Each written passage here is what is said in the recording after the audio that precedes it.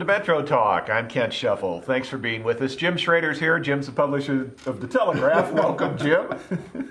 We'll just let that go with what we were talking about off the air, right? I can't. And Pat Gowan, one of the editors with the Post-Dispatch is here. Welcome, Pat. I have no idea what he's talking about. I can't. Which is why we're all three laughing when we go live. And no one's going to explain what he's talking about either, I hope. No. Pat, getting on to more serious things. Republican Jeremy Plank, who's running for the auditor's position in Madison County, is accusing Rick Fasten, the current auditor, of accepting a bid for some auditing work and not taking the low bid. Fasten says, wait a minute, the Finance Committee of the County Board, which is a bipartisan committee, they're the ones who accepted that bid. Who wins this round of that ongoing debate between Plank and Fasten? Well, Fasten, in fact, says that he recommended the low bid company, an outfit called Baker Tilly out of the Chicago suburban area. The contract's been held for a long time by Scheffel and Associates. Interesting name. Very. No relation. Distant relatives of the host, I found out. Very distant. I will fess up. Very distant. So the Republican challenger's blaming the Democrat for not recommending this Baker Tilly company when in fact he did. And I guess the Finance Committee meeting of the County Board, it was a Republican who even spoke out in favor of no, for 20 grand more in the contract, let's get Scheffel. They've done it for years and they're local in Madison County. And in fact, others in the County Board have made the point that Scheffel, based in Edwardsville, has about 50 employees based in Madison County, whereas the other firm in the suburban Chicago area does not. So it makes good sense to do business with this firm.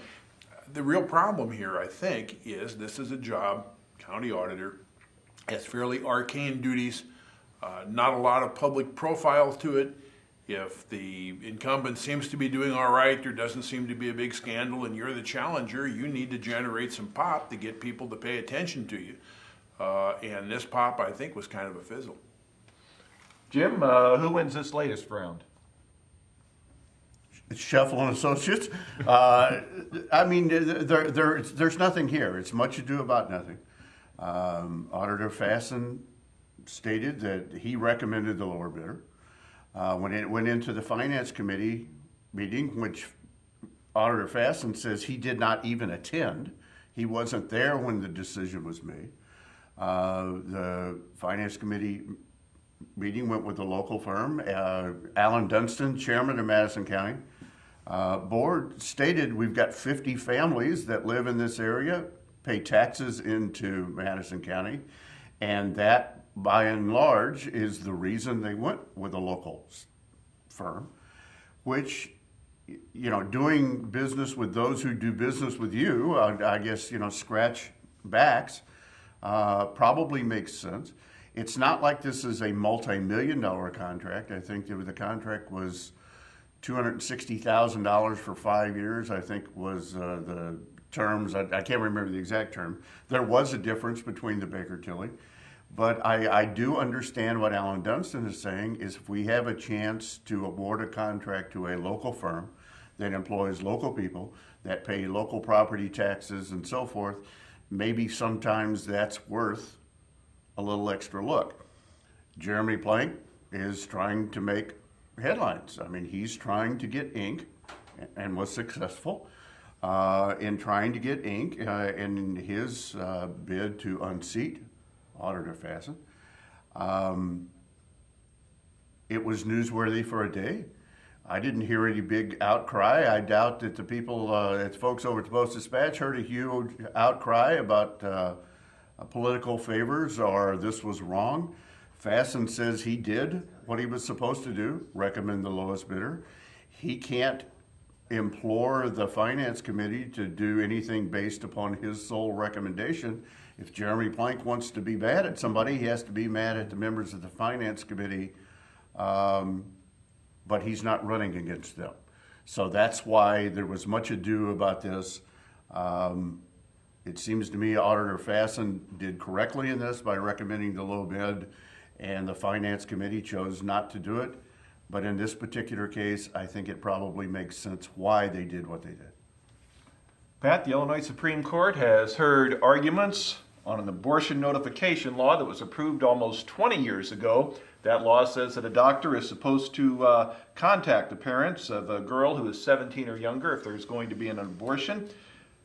Are we going to finally see a resolution to this case, since it's been on the books now for over 20 years, but nothing's moving forward? Imagine a law that applies to a young woman who is 17 or younger, a young woman, a child, a baby born the day the law passed, will soon be too old for this law even to apply to her, is how long this has taken. In 1995 it passed. It's an incredible story of delay and lawsuits. The problem boils down to, I think, the issue of whether a child seeking an abortion, I use the word child, 17, I don't know if that's a child, but a child seeking an abortion ordinarily probably would tell her parents, but might have reasons not to. And the concern is that there could be reprisals if the parents were told. There could be violence if the parents were told. There could be a girl who's so afraid to tell her parents that she has the baby and abandons it, or seeks an illegal abortion where nobody reports it, or all kinds of bad things. An element of this I've never quite understood is with the age of consent for sex in Illinois being 17. It's actually 18 if you have sex with somebody more than 5 years older than you are, or otherwise it's 17. What a strange way to do it. Which means if you have a baby, if you're pregnant up to 17 and you've had sex presumably at age 16, well below the limit, I would think that in its face is a crime, and I don't know whether a doctor is required to report sexual activity on the part of a child who is pregnant at that age because she's not old enough to consent. Therefore, there was at the least a statutory rape involved. So it's a very ticklish thing. Right now, medical professionals are, with the help of the ACLU, are challenging it. They want a trial. The Supreme Court has yet to decide whether to have a trial. This thing has taken so long to get to this point that I have no faith that we're not going to pass 20 years or more before a decision's finally made on whether to enforce this law. And it's been stayed all this time. The law has never been enforced to this point, and I wouldn't hold my breath for when it will be. Jim, the Illinois Supreme Court has heard arguments again related to a law that requires doctors to contact parents if a girl's 17 or younger is seeking an abortion. Are we going to see a resolution to this case? It's been over 20 years and still the law is not in effect. Well, being enforced, I should say. Not been enforced, that's right. As we all learned back long ago when we took government classes, we learned about the three branches of the government. And we learned that the legislative branch writes laws, and the judicial branch reviews those laws and decides whether or not they are constitutional and therefore enforces those laws. Here's one where the legislative branch passed it, and then the Supreme Court has been juggling it ever since. It's not the only abortion law or anti-abortion law, depending on your perspective, that has juggled through the courts and continue to be juggled through the courts. The so-called day after pill is juggled around and is in courts now. I did a little little research in the state of Ohio. It says that they just had an Ohio Supreme Court that said because a woman does not have access to the so-called day after pill, or some people call it the abortion pill, it does not affect their rights, a woman's rights. It does not affect a woman's rights to reproductive health or to abortion. In the state of Illinois, they just decided that pharmacists can't necessarily be compelled to administer the day after drug due to religion. So we have a federal law covering abortions. We have state laws that covering abortions, and regardless of it, there's always going to be lawsuits. I don't think we're going to see a resolution to this one anytime soon, and whatever ultimate decision comes down, it's going to be appealed, and it's going to be right back in some courtroom somewhere. We need to take a break. We'll have more Metro Talk right after this. Hi, I'm Audrey Lucchese, and I'm from Alton, Illinois. I love music, and that's why I came to Lewis & Clark. It's been an amazing experience here at Lewis & Clark, working with students that are so talented, coming from all over the area, and they work so hard to follow their dreams. The music faculty at Lewis & Clark they're fantastic, and they're there every step of the way to push you to follow your dreams. One of the unique opportunities that I have had at Lewis & Clark is being able to record my own music with a fellow student here. Being able to record our music has opened doors for us in the music industry. My long-term goal is to finish here at Lewis & Clark and then to transfer to a four-year school and finish my degree in music performance. I would recommend Lewis & Clark to another student because it is definitely a great place to get started and it can open so many doors for you.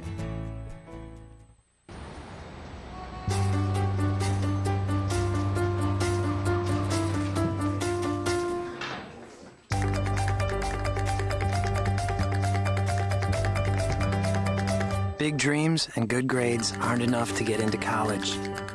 There are actual steps you need to take. Finding someone who can help is the first and most important. For the next steps, go to knowhowtogo.org.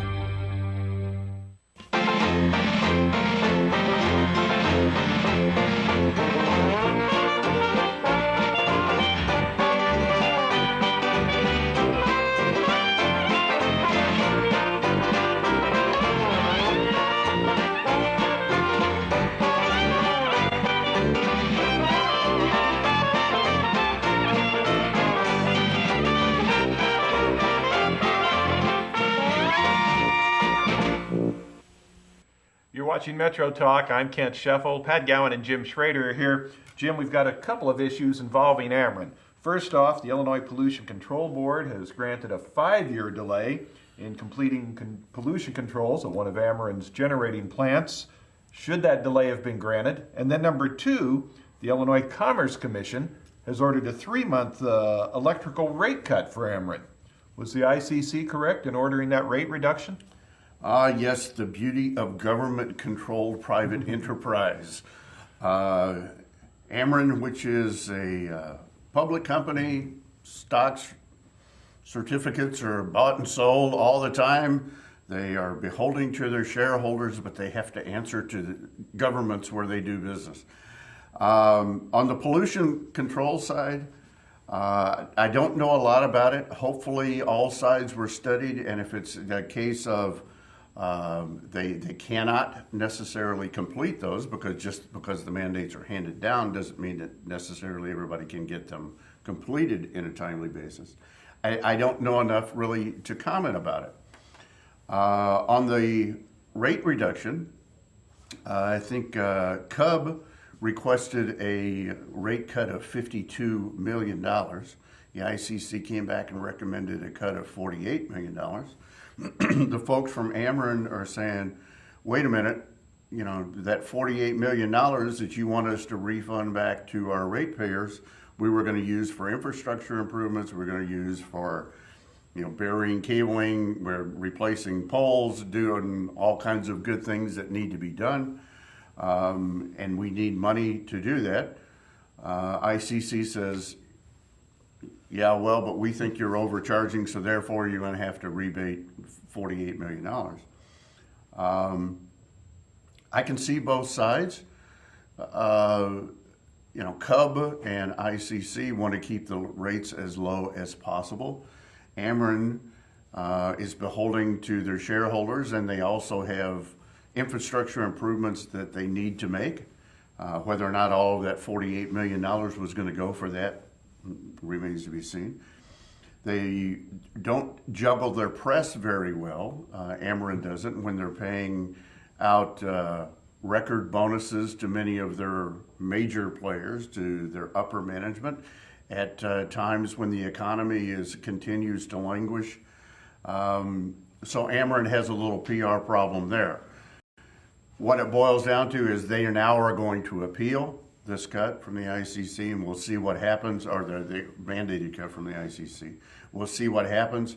What it all boils down to, I think most of us are concerned about, can we pay the power bill, and when I flip the switch, the lights come on?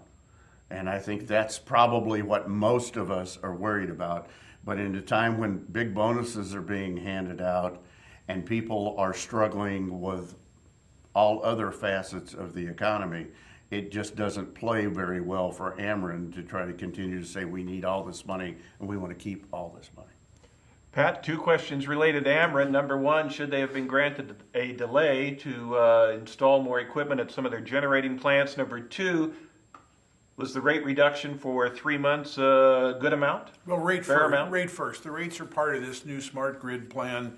The rates are going to go up, the rates are going to go down. It's a regulated utility. They no sooner get the rate adjusted in one direction than the rates come up for review again. You're going to see them go up and down, and you make a full-time job out of trying to decide moment by moment whether the rates are in keeping with their costs. It's just going to be something you've got to put some faith in the state about, I suppose.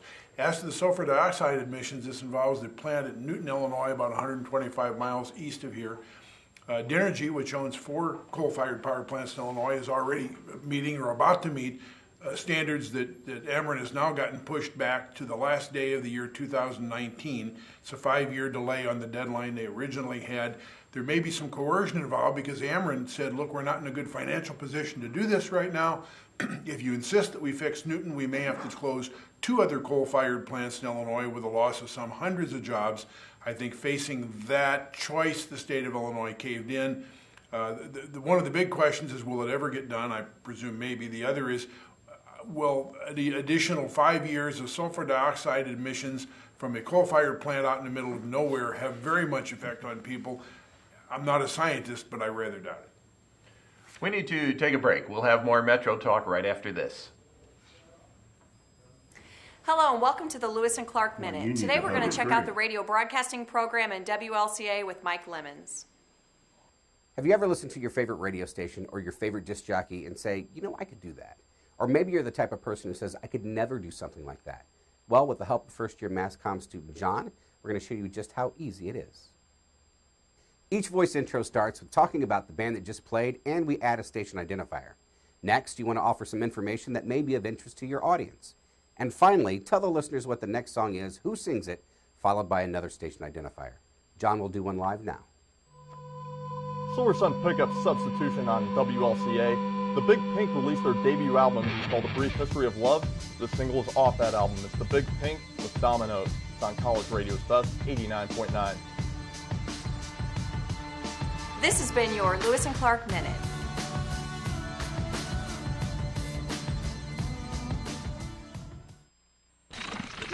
What's that? I don't know. Something I kind of made. Ooh, what's it do? What do I do? Well, thanks for asking. I ring my bell and I like to dance. What do I do? Well, thanks for asking. Ow! Yeah, it still needs a little work. Anything's possible. Keep thinking. Get started on your own inventions or just play some games at inventnow.org. Sounds like you could use some Van Gogurt. It's fortified with arts-rich nutrients to improve your math and reading skills. Catch! Van Gogurt, thanks. So what's the deal with your ear? Always with the ear, huh? Feed your kids the arts. For 10 simple ways to learn how, visit AmericansForTheArts.org. You're watching Metro Talk. I'm Kent Shuffle. Pat Gowan's here along with Jim Schrader. Pat, a Missouri Supreme Court ruling is allowing residents to buy cars, boats, motorcycles in Illinois and not have to pay tax in Missouri. Depending on where you're living in Missouri, that savings may be over $1,000. Is it fair? Well, the law is the law. In a way, the people get hurt the worst, the entity gets hurt the worst, may be the state of Missouri when you consider it this way. If I live in Missouri and I buy a car in Illinois, I don't pay sales tax to Illinois. I pay the sales tax to Missouri when I license the car, as would be the case if I lived in Illinois and bought a car in Missouri. That's the way it works.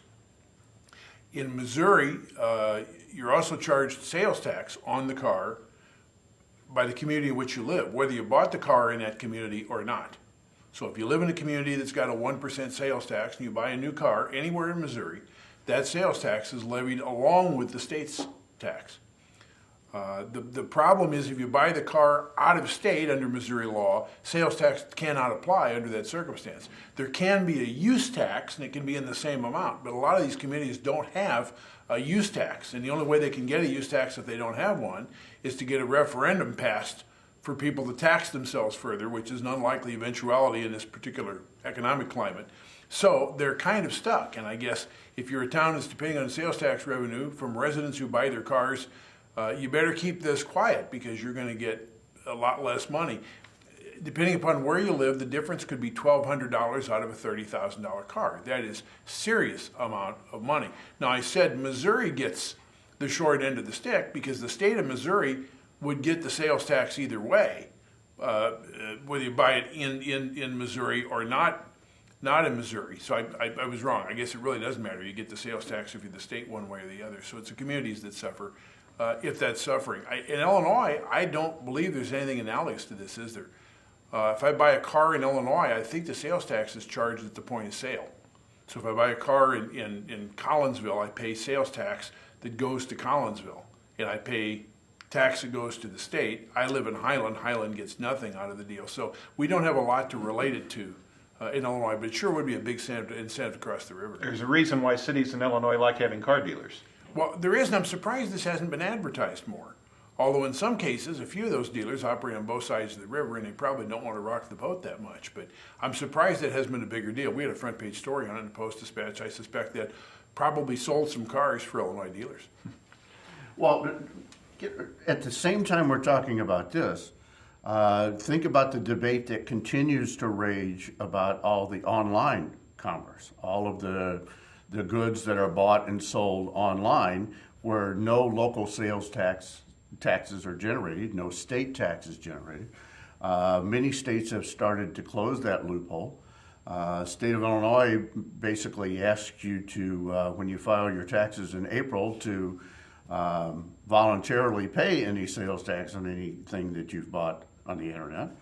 I haven't bought any. Or they make an assumption. Or they make an assumption that you have. If you don't itemize it, then they assume you bought so much and you pay tax on it. And in a similar way, this is what we've got going on here with some of the communities. Let's think of communities in Missouri that have a lot of car dealers.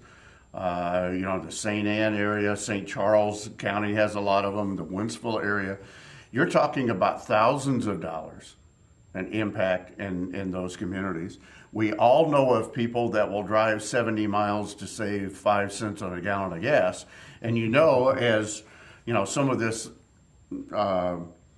it gets a little more understanding from people, they're going to say, well, there's a way I can save $1,200 and, Zoom the city of St. Charles or whatever. But these are people that are also using all of the infrastructure and all of the assets of that community. As Pat just pointed out, he uses the roads in Highlands, and I've seen Pat drive, so he probably burns up a lot of those roads. If he buys a car in Collinsville, his community doesn't really get any kind of a tax incentive there. I understand that this would be difficult for people to understand and people to pass a use tax on themselves. But this is a way for people that want a way around things to kind of exercise it. Like, I don't want to go to JCPenney at the mall. I'll go to JCPenney online and order the exact same thing, and that way I don't have to pay sales taxes. There's always going to be somebody that tries their way around it, but that doesn't necessarily provide the jobs or provide the infrastructure or the police protection or all of the other things that those taxes pay for. Pat, the Federal Housing Finance Agency wants to charge more for mortgages that are issued in Illinois. That's because of the state's slow foreclosure process. The average foreclosure in Illinois now takes 540 days. National average is 413. They want to raise the finance charges on mortgages $3 to $7 a month. Should that happen? Do we need that in Illinois? This agency is a conservative for Fannie Mae and Freddie Mac, who do an awful lot of real estate lending. And the theory behind this rather complicated sounding thing is that they incur costs based on the length of time a property waits to be foreclosed upon. And Illinois takes longer because Illinois foreclosures must go through courts. That's not always the case in other states. They have construed this waiting time, the costs associated with the waiting time coming out of a national pool of money, as an unfair burden on the states that get it done quickly. So if you're going to take longer, by golly, you're going to pay for taking longer. The amount of money involved in this, I've got to look at my notes for a second because it is presumed to be about $42 a year on a $200,000 30-year mortgage. So this would be increasing your payments something a little more than $3 a month on that level of mortgage. This has been proposed. It has not yet been put into place. And it's one of those things that when you try to understand it, you got to read it about 6 times, and to try to explain it to somebody is pretty hard. Jim, should we see a surcharge put on mortgages in Illinois because the state is too slow in foreclosing on properties? Well, I've never heard anybody allege that the state of Illinois court system was slow about anything. Or they're kind of slow about everything when you come right down to it. Any of those of us who've ever been involved in winding our way through some of the court systems in Illinois, I understand what they're saying. You know, again, it seems like $36 on 200,000. You know, is that something that is sizable? I guess if you're Fannie Mae or Freddie Mac, it makes sense to them. Whether or not the proposal moves forward, we'll see. I'd like to point out that I would gladly pay that to have a system that goes through the courts, because there have been horror stories in other states about foreclosure actions that do not go through the courts. And the due process can be very rapid and can just leave you out entirely. And if a mistake is made, getting that mistake slowed down and stopped can be very difficult. And I would seriously think that it's probably worth $3 a month to me to help ensure that I don't become the victim of some paperwork snafu that puts me in a nightmare for the next 3 years, or maybe out of my house. Well, and we all remember back a couple of years ago, all of the problems with all of the foreclosures, Bank of America and a couple of others just basically froze all foreclosures for some period of time, just because what Pat's talking about. Things were happening so rapidly, it didn't have the proper paperwork, didn't have the proper backup, didn't have the proper signatures, but they ran through and took people's homes away. I like Pat. It seems like to be a good investment. That's going to do it for this round of Metro Talk. I'm Kent Scheffel. Thanks for being with us. Pat Gowan, one of the editors with the Post-Dispatch, has been here, along with Jim Schrader, the publisher of the Telegraph. We'll see you next time.